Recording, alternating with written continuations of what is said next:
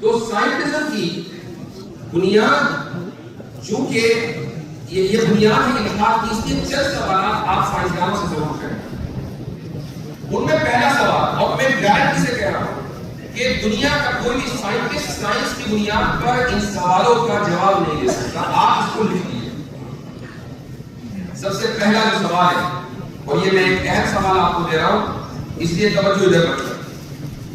پہلا سوال یہ ہے کہ سائنس حق اور باطل کے پہچاننے کا معیار ہے، اس کی سائنسی دلیل کیا ہے؟ آپ یہ سوال کسی سائنسداں سے کریں، صبح قیامت تک سائنس کی بنیاد پر وہ جواب نہیں دے پائے. چونکہ یہ جو سوال ہے یہ علمیات سے متعلق ہے. علمیات کو انگریزی میں کہتے ہیں ایپسٹیمولوجی، اس کو عربی میں کہتے ہیں اسباب المعرفہ. تو یہ سوال آپ کو ایپسٹیمولوجسٹ بتائے گا کہ سائنس کسی علم کا پیمانہ ہے یا نہیں ہے. اب اگر آپ سائنس سے یہ سوال کریں تو سائنس کے پاس اس کا جواب ہی نہیں ہے. یہ پہلا سوال ہے. آپ اگر اس کو لکھ لیں اور کسی بھی سائنٹسٹ سے یا کوئی بھی شخص جو سائنٹسٹک مائنڈ رکھتا ہو اس سے پوچھیے، صبح قیامت تک اس کا جواب نہیں دے سکتا. یہ چیلنج ہے. دوسرا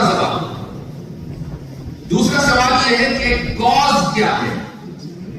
آپ نے کاز اینڈ ایفیکٹ بھی اس ڈیبیٹ کے اندر سنا ہو. اور ایک ایسا لفظ کوئی جو اس ہفتے سب سے زیادہ گوگل کیا گیا وہ سب جانتے ہیں، کنٹینجنسی. یعنی یہ لفظ چڑ بن گیا پورے ایڈوکیٹ صاحب.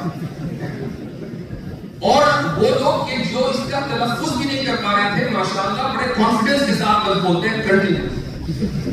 کم سے کم ڈیبیٹ کا یہ فائدہ ہوا کہ ان کی ووکیبلری میں ایک لفظ کا اضافہ ہو گیا. یہ جو کنٹینجنسی ہے اس کا مطلب یہ ہے کہ ایک معلول ہے یا ایفیکٹ ہے، اس کا ایک کاز ہے، اس کے پیچھے ایک سبب ہے. ایک مسبب ہے، اس کے پیچھے ایک سبب ہے، پھر وہ سبب ہے، اس کے پیچھے بھی ایک سبب ہے، پھر اس کے پیچھے بھی ایک سبب ہے. اس کو بولتے ہیں کاز اینڈ ایفیکٹ. کاز کی ڈیفینیشن کیا ہے؟ کاز کسے کہتے ہیں؟ آپ سائنسدانوں سے پوچھ لیجیے، صبح قیامت تک اس کا جواب نہیں دے پائیں گے، کیونکہ سائنس کا یہ میدان نہیں. سائنس اس کا جواب نہیں دے سکتا. تو جو شخص سائنٹزم میں مبتلا ہے اس سے یہ سوال کریں کہ بھائی کاز کیا ہے، اس کا جواب دے دو. حالانکہ آپ کی پوری سائنس کاز اینڈ ایفیکٹ کے اوپر مبنی ہے، آپ کاز کو ڈیفائن نہیں کر سکتے. تیسرا سوال لیتا ہوں. تیسرا سوال ہے کہ کیا، ایک انگلش اصطلاح بتا رہا ہوں میں آپ کو اور انشاءاللہ آپ کے کام آئے گی اگر یاد رہے. کیا موڈس پولینس ایک ویلڈ آرگیومنٹ ہے یا نہیں؟ موڈس پولینس یہ انگریزی لفظ نہیں، اگرچہ انگریزی میں استعمال ہوتا ہے. اس کو عربی میں بولتے ہیں القیاس الاستثنائی.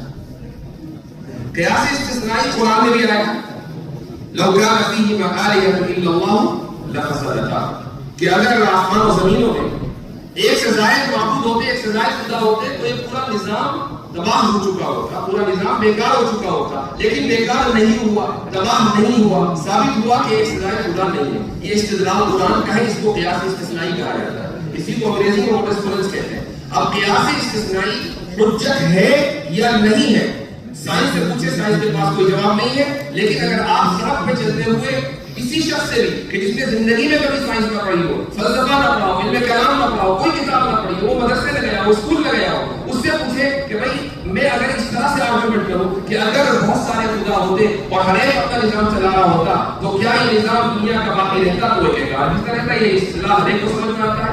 قرآن کے استدلال کی خاصیت یہ ہے کہ ہر چلتے پھرتے شخص کو سمجھ میں آئے گا، چاہے اس کا کوئی تعلیمی بیک گراؤنڈ ہو یا وہ بڑے سے بڑا سائنسدان ہو. سائنس کے پاس اس کا کوئی جواب نہیں.